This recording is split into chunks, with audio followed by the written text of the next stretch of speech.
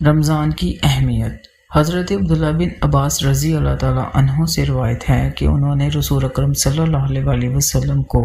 یہ ارشاد فرماتے سنا کہ جنت کو رمضان مبارک کے لیے خوشبوؤں کی دھنی دی جاتی ہے اور شروع سال سے آخر تک اسے آراستہ کیا جاتا ہے۔ جب رمضان کی پہلی رات ہوتی ہے، عرش کے نیچے سے ایک ہوا چلتی ہے جس کا نام مشیرہ ہے۔ اس کے جھونکوں سے جنت کے درختوں کے پتے اور دروازوں کے حلقے بجنے لگتے ہیں۔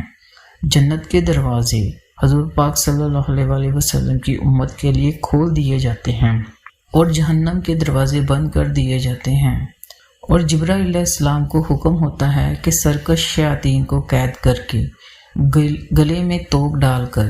دریا میں پھینک دو تاکہ امت محمدی صلی اللہ علیہ وسلم کے روزوں کو خراب نہ کریں۔ حضور اکرم صلی اللہ علیہ وسلم نے یہ بھی فرمایا کہ اللہ تعالیٰ ایک منادی کرنے والے کو حکم دیتے ہیں کہ 3 مرتبہ یہ آواز دیں، ہے کوئی مانگنے والا جس کو میں عطا کروں،